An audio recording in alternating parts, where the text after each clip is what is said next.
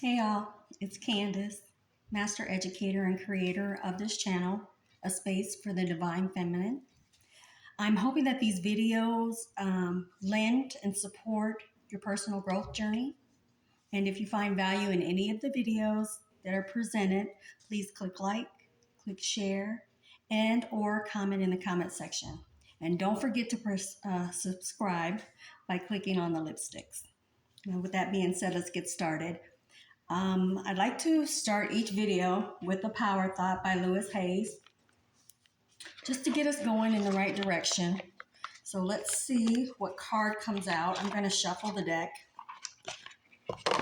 and see what comes out for us today.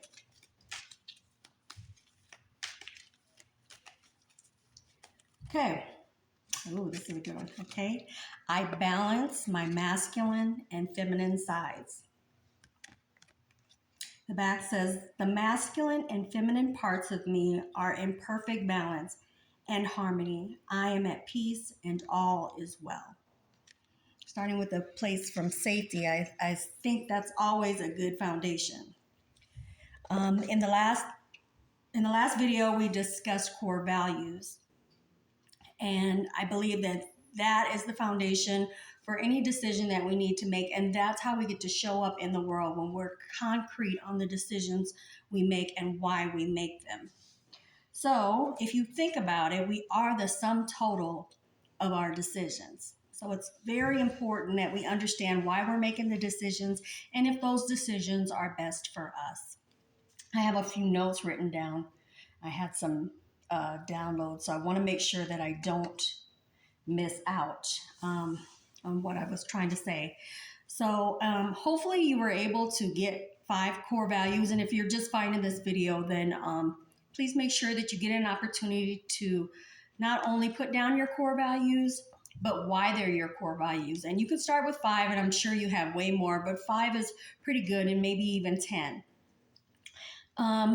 With you writing core values, you may say things like well, for me personally, transparency, freedom. These are some of my core values. And I think it's also important that you not only write these down in words, but these are general statements. So it's important that you also have a personal definition for these words.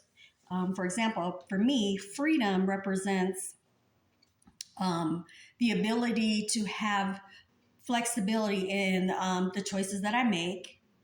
Also to have some dominion over my time, that I get to decide how I spend my time and also who I spend my time with. So for me, that's a level of freedom, and I strive for those things.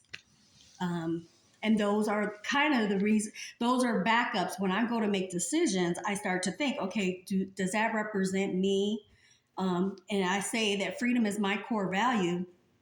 Does that decision lend to that core value that I've decided is important to me? So that's kind of where I'm going with that. There should be a correlation with that. And that, I feel like that clears things up for you. That makes it easier for you to make a decision.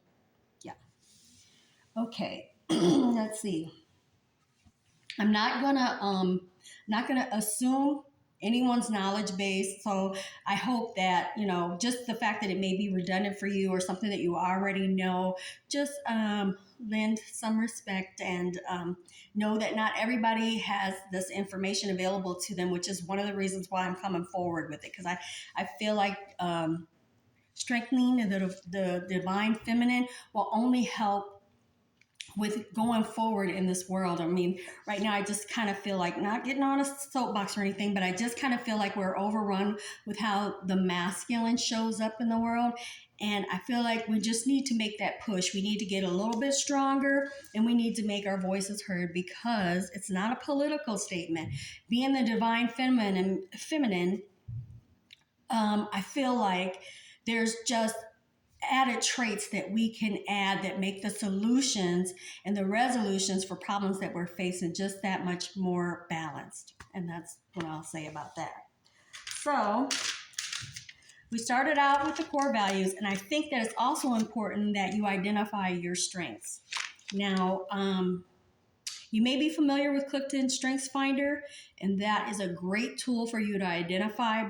But, if you can't afford that, or if that's not something you're interested in, I think it's important that you check in with yourself. What do other people tell you are your strengths? What do you see are your strengths?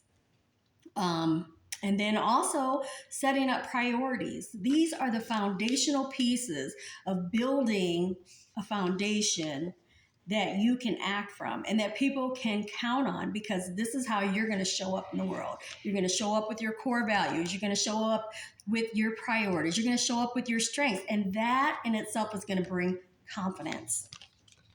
In the Emerging from the Rabbit Hole, I'm not sure if any of you had an opportunity to go out and purchase the book. If not, it's not a big deal. But I use the story as Cinderella as a backdrop for getting and understanding the movement from confusion to clarity, right? And a lot of us, the only reason that we're in situations that we're in, or we're frustrated with the life we've created, is because we don't have clarity, right? So I just wanted to say, you know what? Let me just give you a kind of an idea. So I'll just read from the first chapter, or in the first part, which is called, balance. And it's blending core values, strengths, and priorities. So I'm not just pulling this stuff out of the air. I've written a book on it, and this is, where I'm coming from. Alice's story begins on the riverbank while her sister reads a book uninteresting to Alice. She notices a white rabbit pulling a pocket watch from his waistcoat as he mutters hastily, moving toward an unknown destination. The witness of this hurried rabbit gains her attention, and she decides to pursue this welcome distraction. So this is the beginning of Alice's journey.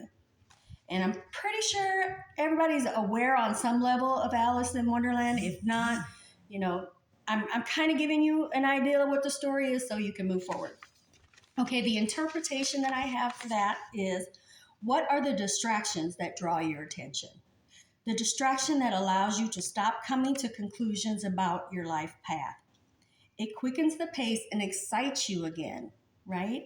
You realize you have been mundanely pursuing the trinkets of life. The distraction plays twofold. One, allowing you to reprieve to gain clarity from the conclusions of how your life should look. Two, resurrecting from your foundations a structure that can give you a glimpse of clarity and promotes a direction leading you to your most authentic desires. These elements observed and followed can be the beginning of a new journey. So, that's what I'm saying. What are your core values? Have you identified your strengths? And can you align your core values with your strengths in order to create your priorities? So that's all I wanted to get on here and say. I think, wait a second, let me make sure I covered my notes. Just going forward through your week, just recognize when you play small or when you don't honor what you have decided is important to you. And you have to do the work. That means you have to listen to your own inner self, and you have to determine and you have to define these core values, your strengths, and your priorities. If that means you take some time off from people, from places, from things, even if it's 10, 15 minutes. I don't know how well into meditation or whatever you might be, but I find that's helpful. Or just getting quiet and not allowing anyone to come into that space, because this is your work time. You're trying to change your life. You're trying to show up. You're trying to be present. And so that's all I wanted to say for today. And I thank you for taking out the time to listen. And once again, click like, click share, and or comment in the comment section. Ask questions. I'm available for that. And that'll also help our discussion for the next time. And don't forget to subscribe. Just click on the lipsticks. Thank you.